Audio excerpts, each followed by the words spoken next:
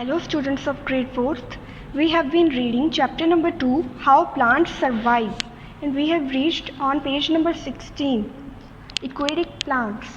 Aquatic plants are of three types, floating plants, fixed plants and underwater plants. So aquatic plants तीन तरह के होते हैं, floating plants, fixed plants and underwater plants. So what are floating plants?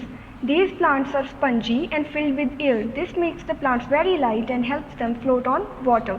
तो ये plant क्या करते हैं, ये पानी के ऊपर फ्लोट करते हैं. कैसे? क्योंकि ये स्पंजी होते हैं और इनमें हवा भरी हुई होती है, जिसकी हेल्प से ये आसानी से पानी के ऊपर फ्लोट कर सकते हैं. Examples: water hyacinth, water lettuce और पिस्टिया, डकवीड और wolffia. So this is water hyacinth and this is duckweed and both of them are floating plants. Fixed plants. These plants have roots that fix the plant in the mud at the bottom of the pond. अब ये plants अपनी roots की help से पानी के ऊपर fix रहते हैं. इनकी roots इनको help करती हैं कि ये पानी के ऊपर fix होके एक ही जगह पे रहें. These stems are hollow and have air spaces. अब जो इनके stems होते हैं वो अंदर से खोखले होते हैं. This helps the flowers and leaves to float on water. अब इनकी रूट्स तो पानी के अंदर होंगी, बट जो इनके फ्लावर और लीव्स हैं वो पानी के ऊपर फ्लोट करेंगे. The broad and flat leaves spread over the surface of water to trap maximum sunlight. अब जो इनके लीव्स हैं वो पूरे के पूरे पानी में फैल जाते हैं ताकि वो मैक्सिमम सनलाइट को ऑब्जर्व कर सकें. मैक्सिमम सनलाइट उन्हें क्यों चाहिए? ताकि वो फोटोसिंथेसिस का प्रोसेस परफॉर्म करके अपना फूड प्रिपेयर कर सकें. The leaves have stomata only on it's upper side. अब ये लीव्स जो हैं वो ब्रीथ कैसे करते हैं? स्टोमेटा के थ्रू. बट इनका जो स्टोमेटा होता है, पोर्स होते हैं, वो सिर्फ ऊपर वाली साइड होते हैं. जो पानी के नीचे वाली साइड है वहाँ पे स्टोमेटा नहीं होता. The leaves have a waxy coating to repel water. अब क्योंकि ये पानी में रहते हैं तो ये वाटर प्रूफ होते हैं. इनके जो लीव्स हैं उनके ऊपर वैक्सी कोटिंग होती है, जिसकी हेल्प से कि वो वाटर प्रूफ हो जाते हैं और पानी उनका कुछ बिगाड़ नहीं सकता. Examples: lotus and water lily. So lotus and water lily are examples of fixed plants. Underwater plants. Under means under, water means पानी. अब जो plants पानी के अंदर grow करते हैं उन्हें कहते हैं underwater plants. They are completely submerged in water. ये plant submerged मतलब डूबे हुए रहते हैं पानी के अंदर, मतलब पानी के अंदर grow करते हैं. The leaves and stems are thin and flexible. So इनके leaves और stems thin और flexible होते हैं. क्यों? ताकि वो पानी के बहाव के साथ, कभी कभी पानी तेज़ होता है ना, तब वो प्लांट्स टूटे ना, इसीलिए वो उनमें फ्लेक्सिबिलिटी होती है. This allows them to move with the water currents. वही उनको पानी के तरंगों के साथ मूव करने में आसानी होती है.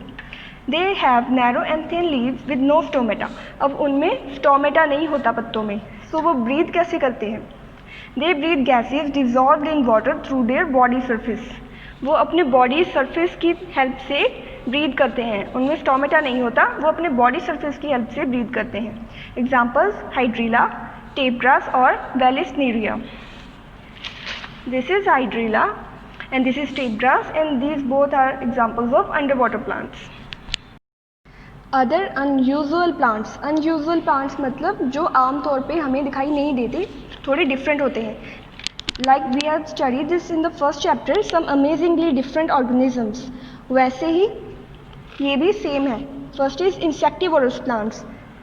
Some plants like pitcher plant, sundew and Venus flytrap are both producers and carnivores. Producers मतलब कि वो photosynthesis करते हैं, और carnivorous इसलिए क्योंकि वो insects को trap करके उनसे nutrients लेते हैं, खाते हैं उन्हें. Their leaves are modified to trap insects. वही वो अपने पत्तों की हेल्प से इंसेक्ट्स को ट्रैप करते हैं. Therefore they are known as insectivorous plants. इसीलिए उनको इंसेक्टिवोरस प्लांट्स कहते हैं. So this is pitcher plant. इसमें एक फ्लाई को ट्रैप किया हुआ है. This is sundew and this is Venus fly trap. In a pitcher plant the leaf is shaped like a pitcher with a small lid. जो pitcher plant होता है, इसके जो पत्ते होते हैं वो एक पिचर की शेप के होते हैं. पिचर मतलब घड़ा.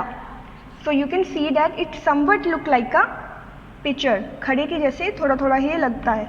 The pitcher is brightly coloured to attract insects. अब ये काफ़ी ज़्यादा ब्राइट कलर का होता है ताकि इंसेक्ट्स इसकी ओर खींचे चले आएँ. When an insect enters the pitcher the lid closes. अब जैसे ही एक इंसेक्ट इसके अंदर चला गया तो जो इसका ढक्कन है वो क्लोज हो जाएगा. This traps the insect inside. इससे क्या होगा कि वो इंसेक्ट इसके अंदर ट्रैप होके रह जाएगा, फंस जाएगा। Digestive juices inside the pitcher plant help digest the insect. अब इसके अंदर डाइजेस्टिव जूसेस भी होते हैं जिसकी हेल्प से ये जो इंसेक्ट इसने पकड़े हैं उनको डाइजेस्ट कर लेता है। The leaves of a sundew plant are covered with sticky tentacles. अब ये एक सनड्यू है और जो इसके ये आप देख रही हो ना, इनको कहते हैं टेंटेकल्स। ये स्टिकी होते हैं। स्टिकी क्यों? ताकि इसके साथ जब कोई इंसेक्ट इसके पास आए तो इसके अंदर चिपक जाए। In which the insects get trapped. इसी टेंटेकल्स के अंदर इंसेक्ट आके ट्रैप हो जाते हैं। The insect is further digested by the plant, और उसके बाद ये इंसेक्ट को डाइजेस्ट कर लेता है। Non green plants, we have read about non green plants in the first chapter as well. So green colour होता है लीव्स का because of the presence of chlorophyll, and non green means no chlorophyll, इनमें chlorophyll नहीं होती। Some plants do not make their own food. अब chlorophyll नहीं होगा तो वो फोटोसिंथेसिस नहीं करेंगे, अगर फोटोसिंथेसिस नहीं करेंगे तो अपना फूड भी नहीं बना सकेंगे। Plants like coral root and mushroom do not have chlorophyll and so can not make their own food by photosynthesis. अब कोरल रूट और मशरूम्स, इनमें क्लोरोफिल नहीं होता, इसलिए वो अपना खाना नहीं बना सकते और फोटोसिंथेसिस नहीं कर सकते। इसीलिए जो मशरूम्स हैं वो ग्रीन कलर के नहीं होते क्योंकि उनमें क्लोरोफिल होता ही नहीं, they are of white colour. Coral root भी कैसे कलर का है? पर्पल कलर का, क्योंकि इसमें भी क्लोरोफिल नहीं है, इसलिए ये ग्रीन कलर का नहीं होता। They absorb food from dead remains of plants, animals and fungus that live at the base of its stem. So अब ये फोटोसिंथेसिस करके अपना खाना तो नहीं बना सकते, बट ये अपना खाना कैसे खाते हैं? Dead remains of plants, animals and fungus से, डेड और डिकेइंग मैटर पे ये अपना खाना खाते हैं। Such plants are called saprophytes. ऐसे प्लांट्स को क्या कहते हैं? सेप्रोफाइट्स। नॉन ग्रीन प्लांट्स भी कहते हैं और सेप्रोफाइट्स भी कहते हैं, ये दोनों इनके नेम हैं। उन प्लांट्स को कहते हैं जिनमें क्लोरोफिल नहीं होता। Epiphytes, some plants like mosses, ferns and many orchids grow on other plants. अब कई प्लांट्स होते हैं जो दूसरे प्लांट्स के ऊपर ग्रो करते हैं। Examples are mosses, ferns and many orchids. This is what a mosses looks like. This allows them to reach positions where they can have better access to sunlight. अब जब वो दूसरे प्लांट्स के ऊपर ग्रो करेंगे तो उन्हें जो सनलाइट है वो बेटर मिलेगी, ज़्यादा मिलेगी। जैसे कि आप अपने घरों में भी देख सकते हो कि छत पे जो धूप है वो ज़्यादा मिलती है as comparison to the ground. These plants are known as epiphytes. अब ऐसे प्लांट्स को एपिफाइट्स कहते हैं जो दूसरे प्लांट्स के ऊपर ग्रो करें। As their roots are not in the soil, they absorb moisture and nutrients from the air, rain and water or from the debris collecting around them. अब ये दूसरे प्लांट्स के ऊपर ग्रो करते हैं तो ये सॉइल में ग्रो नहीं करते। अब जब एक प्लांट सॉइल में ग्रो करता है तो वो वाटर और मिनरल और न्यूट्रिएंट्स रूट्स की हेल्प से लेता है क्योंकि वो ग्राउंड में होता है, पर ये ग्राउंड में नहीं होते, ये दूसरे प्लांट्स के ऊपर होते हैं। तो ये अपने मॉइस्चर और न्यूट्रिएंट्स कहाँ से लेते हैं? एयर, रेन एंड वाटर से लेते हैं, और फ्रॉम डेब्रिस, डेब्रिस मतलब कूड़ा करकट जो इनके साइड में कलेक्ट होता रहता है उससे लेते हैं।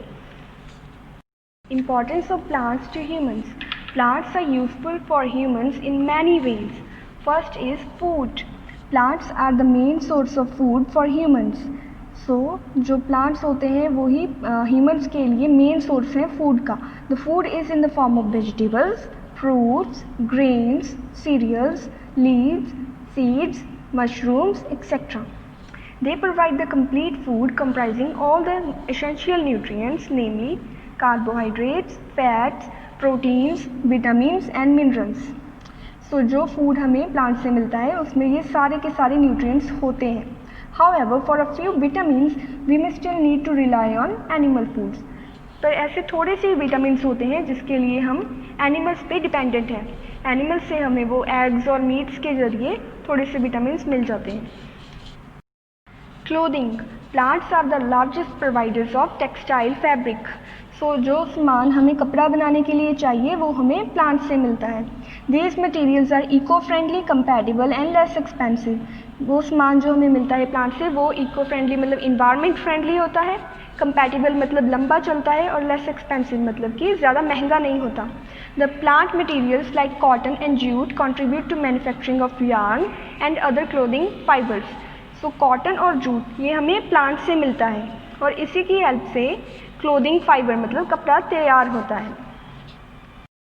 Furniture and shelter, plants are an important source of furniture.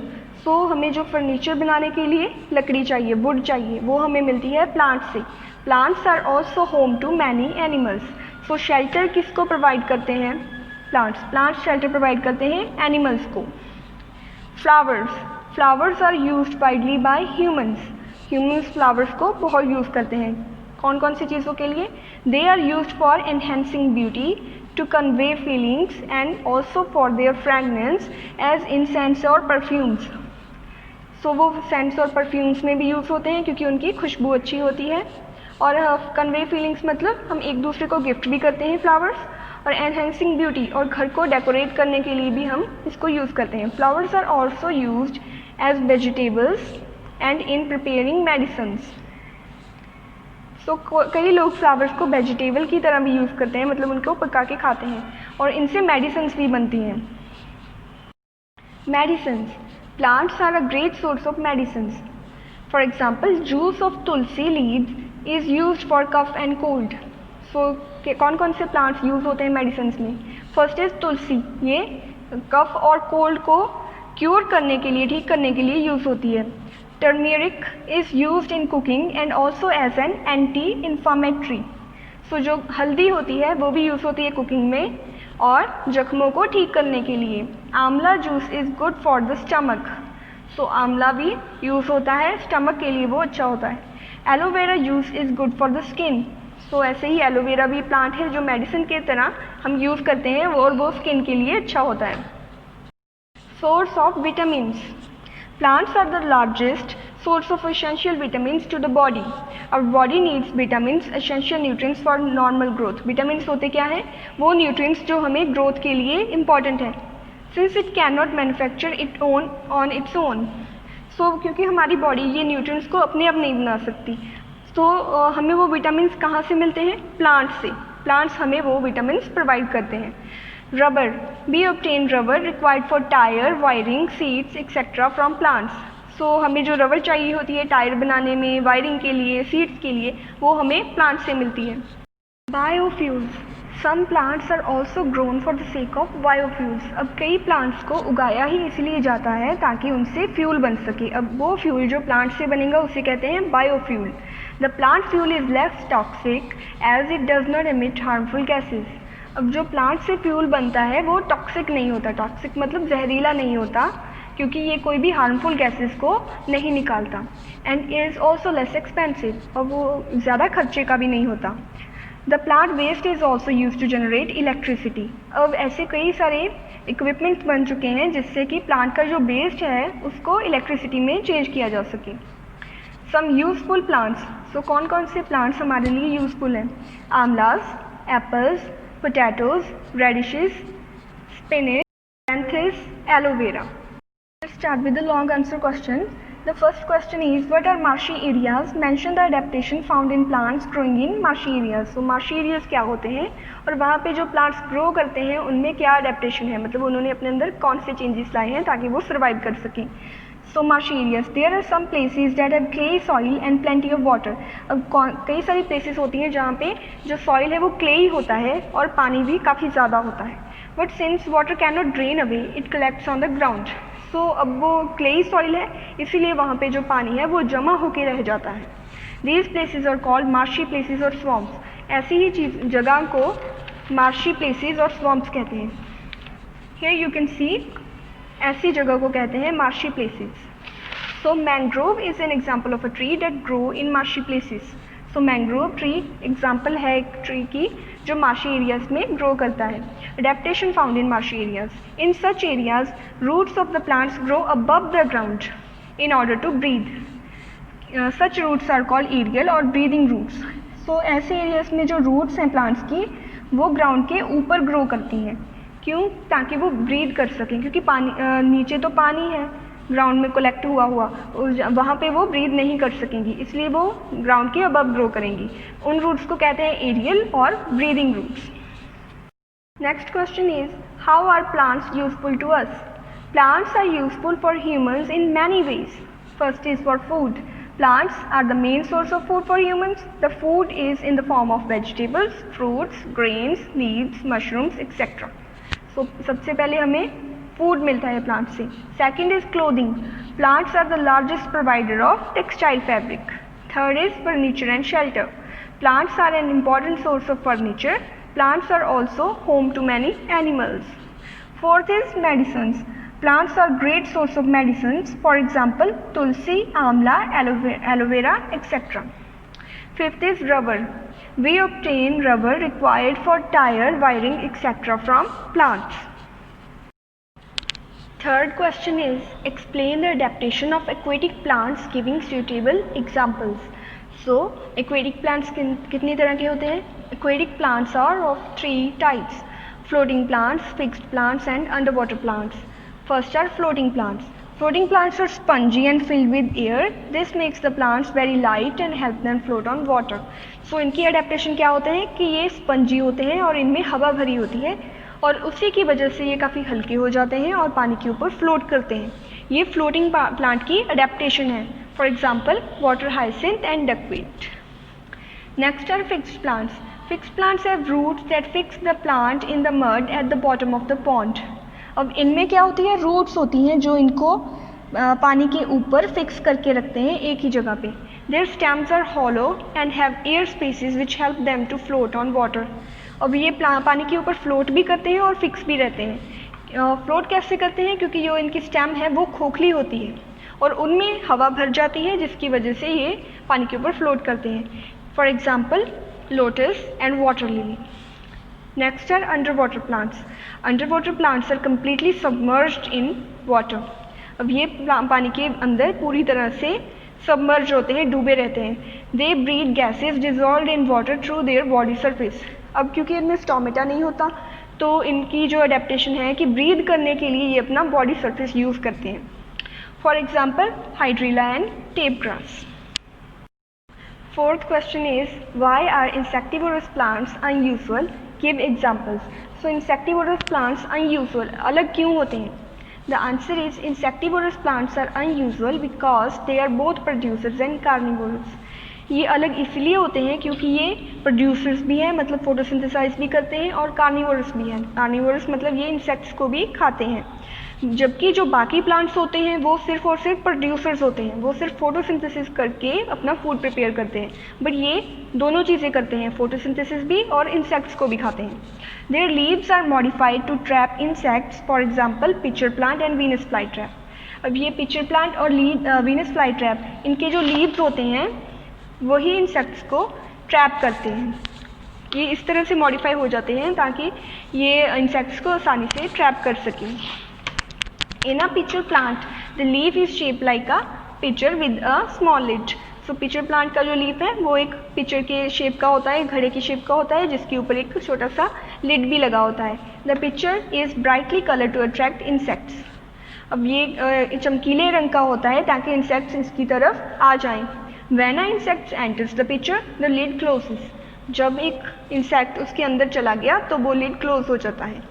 This traps the insect inside. इससे इंसेक्ट अंदर फंस जाता है। Digestive juices inside the pitcher help digest the insect. So जो digestive juices pitcher plant के अंदर होते हैं उनसे इंसेक्ट को वो डाइजेस्ट कर लेता है। Fifth question is explain the adaptation in cactus plant. So cactus क्या है? Cactus is a desert plant. ये desert में उगने वाला plant होता है। The leaves of a cactus are like sharp spines. So इसकी adaptation क्या है कि इसके जो leaves होते हैं वो spines के शेप में चेंज हो जाते हैं। इसमें लीव्स नहीं होते, सिर्फ और सिर्फ कांटे होते हैं, क्योंकि इसके जो लीव्स हैं वो स्पाइन्स में बदल चुके होते हैं। This prevents loss of water from the leaves, क्योंकि लीव्स जो हैं वो वाटर वेपर बना के पानी को बाहर निकाल देते हैं। बट अगर इसमें लीव्स होंगे ही नहीं, लीव्स की जगह पे इस पर स्पाइन्स हैं, तो पानी का लॉस नहीं होगा, पानी बाहर आएगा ही नहीं, इसके अंदर सेव होके रहेगा। The cactus plant stores food and water in its thick and fleshy stem covered with thorns. ये अपनी स्टेम के अंदर फूड और वाटर को स्टोर करके रखता है, जिसकी साइड्स में थॉर्न्स होते हैं। When there is no rain, the cactus uses the water in its stem. जब बारिश नहीं होती और कैक्टस को पानी चाहिए होता है तो वो अपनी स्टेम के अंदर जो पानी है उसको यूज़ करता है। Cactus grows flowers too. अब जो कैक्टस है उसमें फ्लावर्स भी उगते हैं। तो ये इसकी अडेप्टेशन है कि इसमें जो कांटे होते हैं पत्तों की जगह, और वो कांटे इसको हेल्प करते हैं ताकि वो पानी का उसमें लॉस ना हो। 6th question is make a concept map on unusual plants. So this is the concept map for unusual plants. First we have written unusual plants. अब unusual plants दो तरह के होते हैं, insectivorous and saprophytic. insectivorous and saprophytic. जो insectivorous हैं उनकी examples हैं pitcher plant and Venus flytraps. Saprophytic की एग्जाम्पल है कोरल रूट और मशरूम। सेप्रोफिटिक को हम नॉन ग्रीन प्लांट्स भी कहते हैं ना, उनकी एग्जाम्पल है कोरल रूट और मशरूम। सो जो इंसेक्टिवोरस हैं वो obtain nutrition by eating insects. वो अपना खाना कैसे खाते हैं? इंसेक्ट्स को ट्रैप करके, उनसे ही ये न्यूट्रिशन लेते हैं। सेप्रोफिटिक कहाँ से लेते हैं nutrition? Obtain food from dead animals and plants, क्योंकि ये भी फोटोसिंथेसिस नहीं कर सकते क्योंकि ये नॉन ग्रीन होते हैं, इसीलिए ये डेड एनिमल्स और प्लांट्स से अपना खाना लेते हैं। Subject connect maths. So we have to solve two problems of mathematics. The first is there were 88 mangoes on a tree, 27 fell down. How many mangoes were left on the tree? So answer, initially सबसे पहले total number of mangoes on the tree, कितने mangoes थे tree पे? 88. Number of fallen down mangoes, कितने गिर गए? 27. Mangoes left on the tree कितने होंगे? We have to subtract 27 from 88. 88 minus 27 is equals to 61. Therefore 61 mangoes were left on the tree. Second problem, if a pitcher plant traps 2 insects in 1 minute, how many insects will it trap in an hour? So 1 minute में pitcher plant 2 insects को trap करता है, तो 1 घंटे में, 1 our में वो कितने इंसेक्ट्स को ट्रैप करेगा? So answer, number of insects trapped in 1 minute. 1 minute में कितने ट्रैप करता है? 2.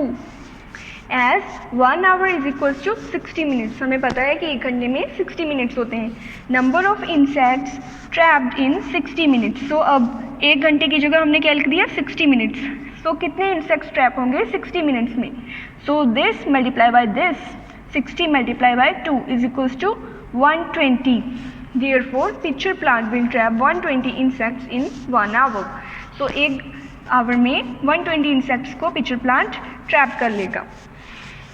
Now let's discuss these questions. So first question is how do the following help these plants to survive? First is roots of a mangrove tree. So mangrove tree की roots उसे survive करने में कैसे help करती हैं? First we know that mangrove trees grow in marshy places or swamps. Mangrove tree swamps और marshy places में grow करते हैं. The roots of the mangrove trees grow above the ground in order to breathe. This is because they are not able to breathe under the soil. So marshy places में हमें पता है कि water collect हो जाता है, जिसकी वजह से जो roots हैं वो ground के below अंडर breathe नहीं कर सकती, इसीलिए जो roots हैं वो ground के ऊपर grow करती हैं और उन roots को कहते हैं aerial और breathing roots, और वो mangrove tree की help कैसे करती हैं? breathe करने में। Second is the stems of a cactus. Cactus का stem इसको कैसे help करता है? Cactus plant grows in desert, हमें पता है। There is very little water as it rains very rarely. So वहाँ पर पानी भी कम होता है desert में। The cactus plant stores food and water in its thick and fleshy stems covered with thorns. So जो cactus है वो food और water को अपने stem में collect करके रख लेता है। When there is no rain, cactus uses this water in its stem. So जब वहाँ पर बारिश नहीं होती और कैक्टस को पानी की ज़रूरत है तो वो अपने स्टेम में जो पानी कलेक्ट करके रखा है उसे यूज़ करता है। सो स्टेम कैसे हेल्प करता है? स्टेम फूड और वाटर को स्टोर करके कैक्टस की हेल्प करता है। Next question is why is it essential to conserve plants? Plants को बचाना क्यों ज़रूरी है? It is important to conserve plants because plants are useful to humans in many ways. Some of the ways are given as follows. कैसे कैसे plants हमें help करते हैं? फर्स्ट इज़ फूड, हमें फूड मिलता है। सेकंड इज़ क्लोथिंग, हमें कपड़े मिलते हैं क्योंकि रॉ मटेरियल जो कपड़े बनाने के लिए चाहिए वो हमें प्लांट से मिलता है, जैसे कि कॉटन और जूट, उनसे बाद में कपड़े बनते हैं। Third is furniture and shelter. Fourth is medicine, medicine जैसे आंवला, तुलसी, उन प्लांट से हमें मेडिसिन मिलती हैं, हम उनसे मेडिसिन को बनाते हैं। फिफ्थ इज़ रबर, जो रॉ मटेरियल रबर बनाने के लिए चाहिए वो भी हमें प्लांट से मिलता है। Sixth is flowers, seventh is source of vitamins, eighth is biofuels. Now, the next question, it is a very important question. The insectivorous plants can photosynthesize, then why do they trap insects? अब जो insectivorous plants हैं वो producers भी हैं और carnivorous भी हैं। अगर प्रोड्यूसर का मतलब है कि वो फोटोसिंथेसाइज कर सकते हैं, फिर अगर वो फोटोसिंथेसाइज कर सकते हैं तो वो इंसेक्ट्स को क्यों ट्रैप करते हैं? The answer is they trap the insects to obtain the nutrients of which the soil is deficient. वो इसलिए इंसेक्ट्स को ट्रैप करते हैं क्योंकि जब कभी कभी उनको जो न्यूट्रिएंट्स चाहिए होते हैं वो सॉइल से उन्हें नहीं मिलते। The plants absorb nitrogen by digesting the insects and then they perform the process of photosynthesis. जो उनको न्यूट्रिएंट्स फोटोसिंथेसिस के लिए चाहिए वही उनके पास नहीं होते बिगनिंग में, तो वो क्या करते हैं, इंसेक्ट से वो न्यूट्रिएंट्स को ऑब्जॉर्ब करते हैं, फिर वो फोटोसिंथेसिस करते हैं। The insectivorous plants trap insects, digest them and use them as a source of nitrogen. वो क्या करते हैं, इंसेक्ट्स को पकड़ते हैं, डाइजेस्ट करते हैं और फिर उनसे नाइट्रोजन ले लेते हैं। नाइट्रोजन लेके फिर वो फोटोसिंथेसिस का प्रोसेस परफॉर्म करते हैं।